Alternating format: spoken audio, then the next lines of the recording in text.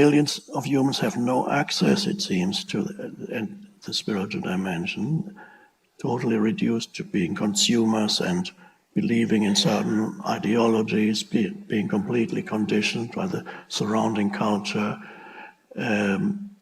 except people like you.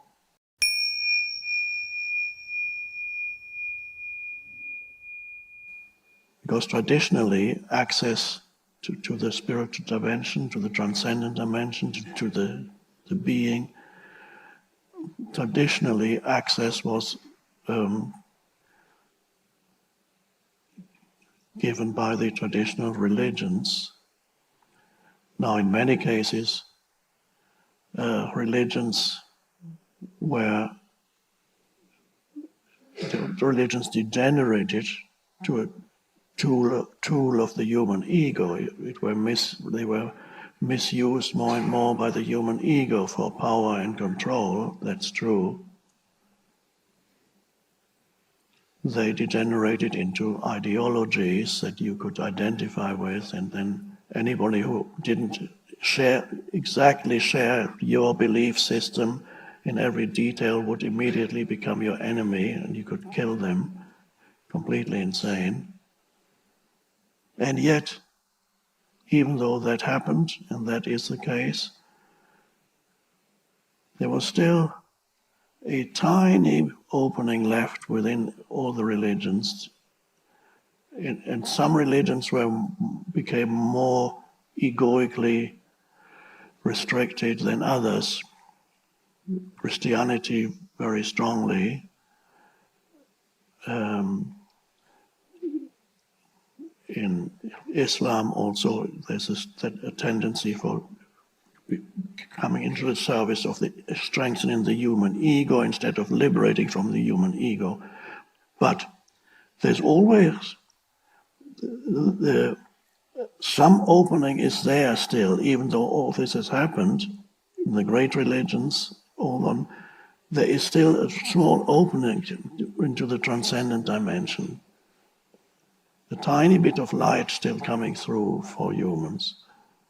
Even, let's say, you go to church every Sunday and it's just a cultural thing, or you have to do it because you don't want to belong, and it doesn't, and then this, and yet maybe they read the words of Jesus, and in a very boring way usually.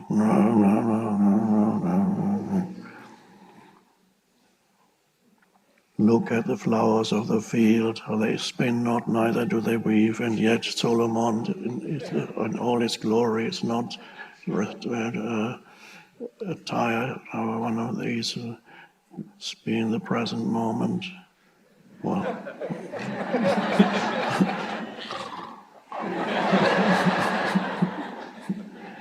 and yet there could be something can still filter through, a little bit of light coming through the old structures.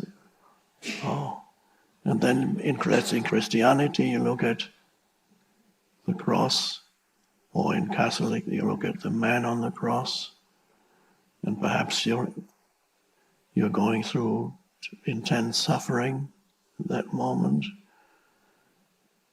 and it could happen that you look at the suffering of the archetypal. I call Jesus the archetypal human.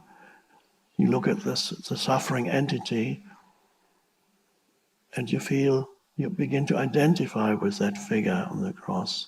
Not believe in, that seems a bit superficial, but if you identify with, you become it.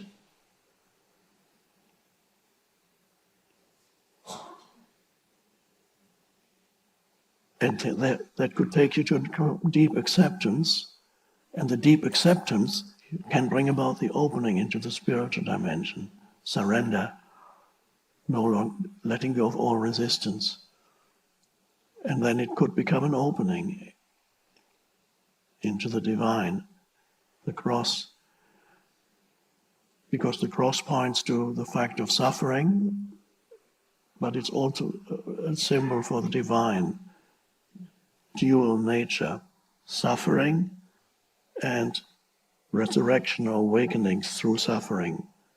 It's all there, not explained verbally, because people wouldn't have understood if that had been explained to them verbally. They're all concepts, but just to see that, I mean, the central teaching in Buddhism is dukkha, and the Buddha summarized his teaching as, I teach suffering at the end of suffering. And the central image of Christianity is a man who is suffering and who then dies and is born again.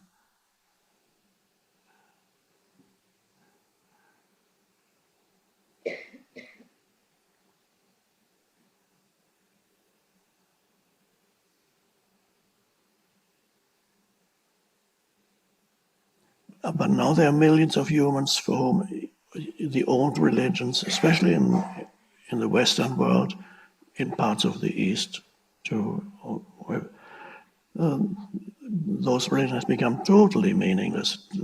So they've thrown out, the expression, the baby and the bathwater.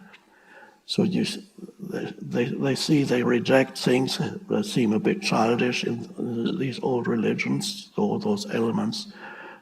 Even the concept of God is a bit childish in the traditional sense, a man with a beard, a guy with a beard, who controls things but allows people to suffer. This is a very childish view of God, and because of that, they don't believe in that anymore, but they cannot see the deeper meaning that is still hiding behind all that, so they throw out the baby with the bathwater. I don't know where the expression, somebody must have started it somewhere. I don't know how nobody would ever throw out the baby with the bathwater.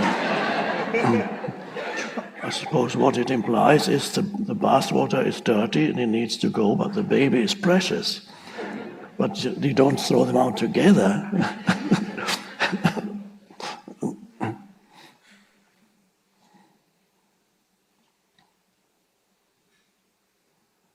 So now millions of humans have no access, it seems, to the spiritual dimension, totally reduced to being consumers and believing in certain ideologies, being completely conditioned by the surrounding culture, except people like you who are able to go deeper. It's still a relative minority. What the percentage is, I don't know. Depends from country to country and so on. People who are actually awakening.